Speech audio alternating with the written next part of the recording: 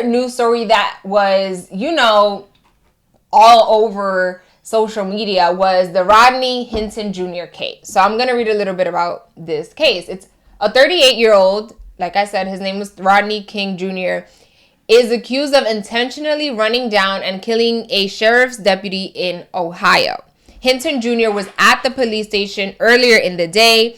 He and his family were shown body camera footage from a police shooting the day prior where his son, Ryan Hinton, was shot and killed by a Cincinnati officer. The shooting happened while police were pursuing suspects who fled a stolen car. Police said Ryan Hinton was armed with a gun when he fled from officers. After he saw the body cam footage of his son being killed by a police officer, he went to find that deputy. So quick pause here. It's Shayla. I want to clarify this because I kept messing it up. No, the deputy Rodney Hinton Jr. is accused of killing Sheriff's Deputy Larry Henderson was not the officer who shot and killed his son. Rodney's son, 18-year-old Ryan Hinton, was shot and killed by Cincinnati police in a separate incident the day before the deputy was struck by Hinton Jr.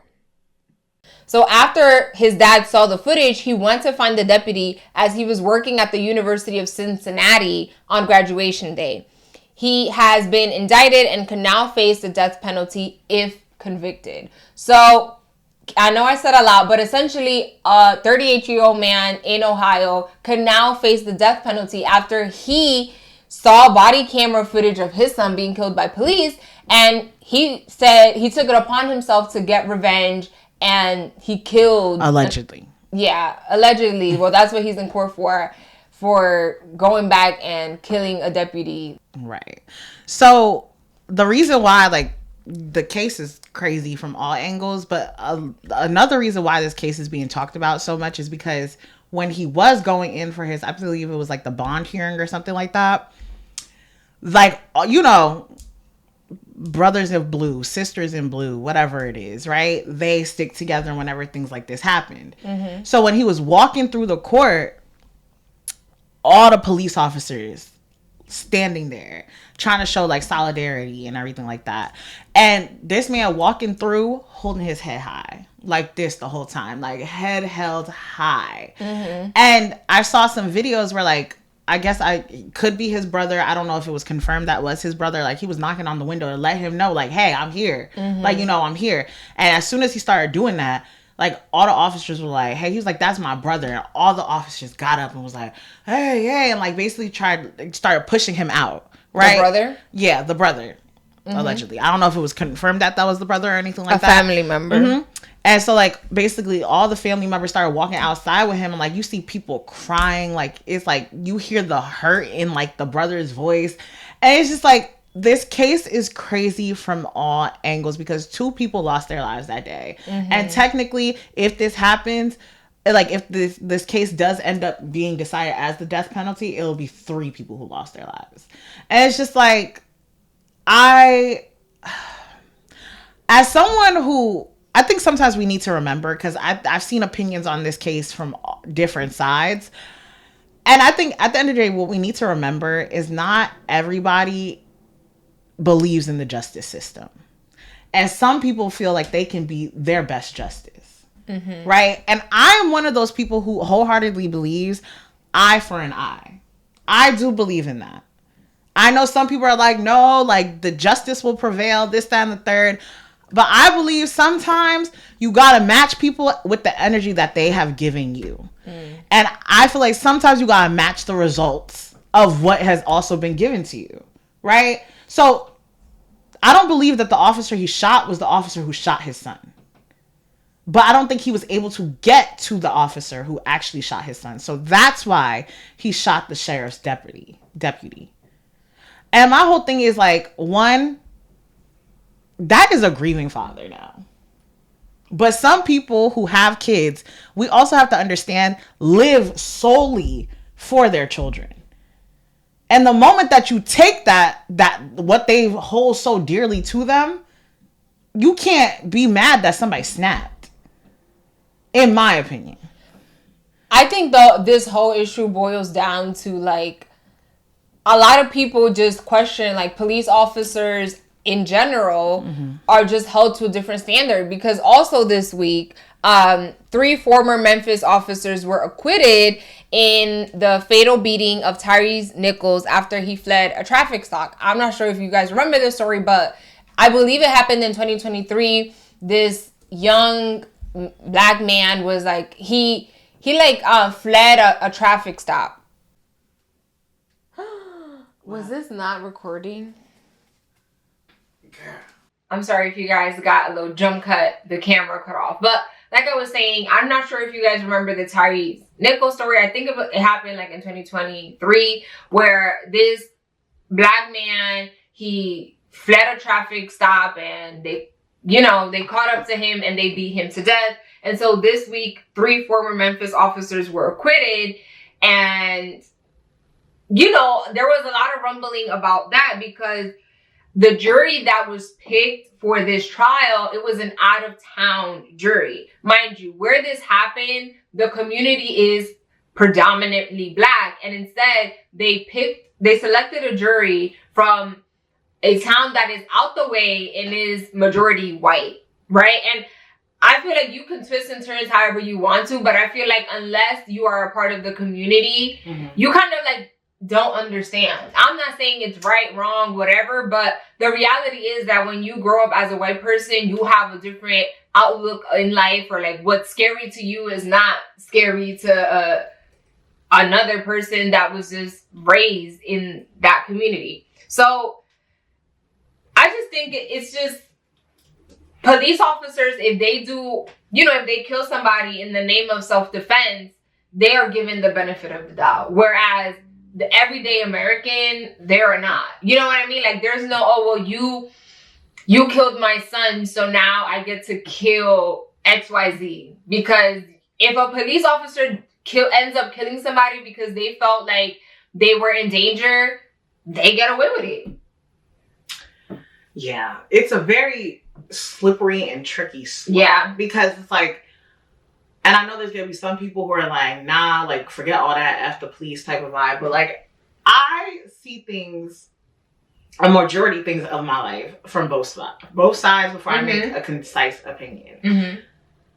I know a lot of people are always like, defund the police. But when something bad happens, they do call police, right? And I do know also that a lot of communities are creating all these different, like, organizations and stuff like that to be alternatives to police, right? But it's just like, at the same time, I think about it as if I was a police officer, how would I react if I did see somebody with a gun? Because we've seen cases where people shoot back at police. Right. And it's just like, the problem is you can't tell what they're thinking and they can't tell what you're thinking. Right. All y'all are thinking now in this moment is action. Yeah, but I feel like, I don't know this because I've never gone through police training, but like, when I was like in my EMT days or whatever, like, and I was going to be a nurse, a lot of it, you get de-escalation training. And I think sometimes, like you said, there's always exceptions. Like sometimes, yes, you are in a dangerous situation and whatever, you do what you got to do. But like, sometimes I feel like instead of de-escalating, you just go automatically. Right. What happened to tasing or like putting, the hazing or stuff that like to calm the person down, where it's not just I'm gonna shoot you and kill you. Right. Like there are other ways I feel like to make somebody stop or slow somebody down. Like when you automatically just go for the kill, I don't know. I feel like there's always gonna be that slippery slope when it comes to relationships between, I can only speak for like how I live in my situation. I feel like every time I do see a police officer, I'm never like, oh, I feel so safe. I'm already tense. Right. I think for me, and this is where it's crazy for me, is because like, I do know police officers and like, I can't say that the relationship that I've had with them is compared to the relationship other people have had with officers. Like, it's always been like, not like friendly, but like, hey, keep walking, you know? Yeah. And it's like, for me, I don't feel tense because I'm just like, I live life as Rebecca. So like in my head, I'm like, like, you know, but there's some people who can't be like that, who can't think like that because of the experiences that they have. So like, I think to your point, de-escalation, I've seen cases where I'm like, there's like, the officer definitely could have de-escalated. Mm-hmm. But I've also seen cases where I'm like, chill, like, you don't gotta be rowdy. Like, the police officer just walked up to the window, like, please relax. Like, you know? And that's because also their experience with officers or what they've seen or how, like, you know, how they've been raised around. I just think in all of these cases, to the point, the one that you mentioned earlier about all white juror and everything like that, almost all white jury, it's just like, I know people are always like, you guys make it all about race. But it's like, you literally have no other choice in this world, in a society that was strictly built on race. Not strictly built, but like... the othering. Right. It's like, there's always been a reason to other. There's always been a reason to diminish those who don't fit within that bubble. And also, it's like, there are people that if they see it, like, a dark-skinned person walking up to them, they're just scared. Like, you know what I mean? Like, there are people that naturally feel that way, that, like, if a black person walks into the room, specifically, like, dark-skinned people, they would be like, you know, like, they'll grab their little wallets tighter or whatever, versus if a white person, like, light-skinned person walk in, they just feel relaxed and chill. So that, in turn, is the reason why the race of a jury matters, right? Because if it's predominantly white and you already have that, like, that stigma, exactly, that, oh yeah, these people are scary and these people do X, Y, Z, you're more inclined to, like, look at things and situations when the witnesses come up a different way because you already have that embedded into your preconceived notion. Exactly. Yeah. And like, not to say that that's right, but it's like, you know, like, but that's for everybody. That's why we need diversity, like, different types and it's of like, people. on the other hand of that, it's like, there's been times when Shayla and I, like, we are around, like, white people, and I'm just like, they about to say something stupid. Like, I'm like, oh, watch them be a Karen. Like, you know, like, we have that preconceived notion about each other and other races already, but it's just like, how do you allow that preconceived notion to dictate how you handle them and how you look at life? Because, like, me, I could look at something between a black and a white person, and if the black person's wrong, I'm gonna say you're wrong. Yeah. But a lot of times, like, that's not what people do, because that preconceived notion, or because they feel like, oh, well, this is that, and like, I mean, you're white, so like, I'm gonna go on your side. It's just like, it can't. But I think that's why it's also like, I love this about, you know, I was raised in Patterson, and so I was raised with all minorities, right, so I never, you know what I mean? I think that's why sometimes I feel weird when I am in a predominantly white area, because we were the majority, honey. Like, we was not, the first time I think we had like an employee at Marshall's that was white. And then when I started college, I had, like, it was a predominantly white institution. And I was like, oh my God, this is so different. But all of that is to say is, like, I think that's why jury selection matters, and why having diversity in the jury matters, because we all have preconceived notions. Everybody has it. Right. You can't control it. And everything has to do with how you were raised and how you were surrounded and what happened to you in your childhood. So that's why all I'm saying is you need different perspectives, because if not, you are going to end up making a one-sided decision. And to your point, like, for me, I grew up around the majority of white people. So, like, I feel like even with my friends who have grown up in, like, areas where it's predominantly minorities and stuff like that, their interaction and the way they communicate with white people is different than how I do. Because, like, I grew up around them. So it's like, I already have You're saying them like they're a species. But you know what I mean? Like, yeah. I grew up around them. So it's like, to me, that's why I've never had, like, uncomfortability talking with anybody, because I could talk to you like white, black, brown, blue, whatever. Like, yeah, I could talk to anybody and not have no ounce of like, oh my God, what if I say the wrong thing? Like, what if I'm not using the right words? Because it's like, at the end of the day, I really don't care. Right. But I have a question. So we've talked a lot. I feel like a lot of episodes we talk about race. Like, we've mentioned how race plays an important part in society. Yeah. Do you think racism will ever end in America?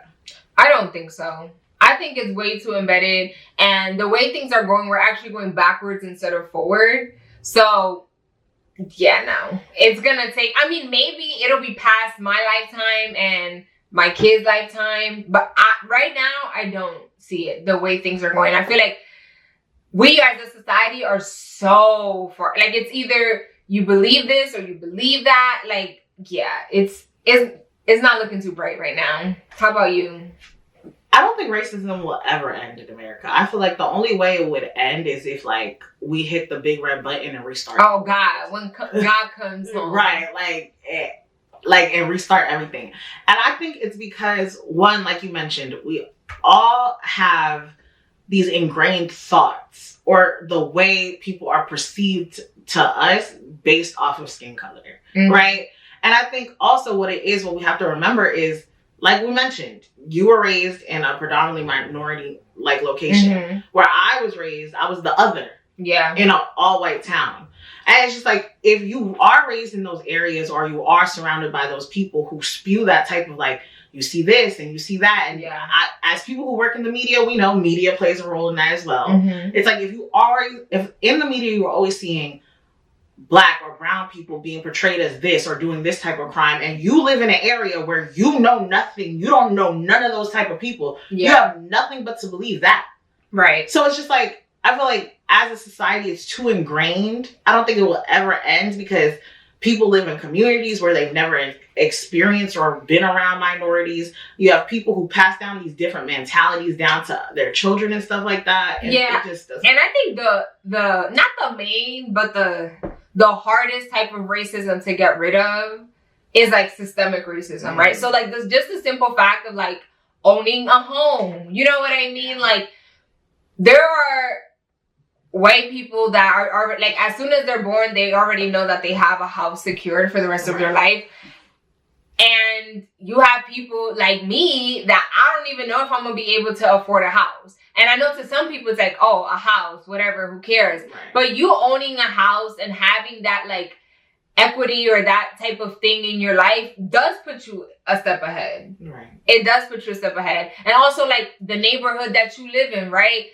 Whether you like it or not, I'm sure these schools that are in the bougie areas, the Montclairs, the Totowas, are probably better, or maybe they're not even better. They just get more resources and more opportunities. And guess what? What does that mean? That means that the predominantly white kids, they're always going to end up getting all the opportunities and getting higher up in life just because they're giving more opportunities. Not because we can't do the stuff. It's just we're not given the opportunities. So, right.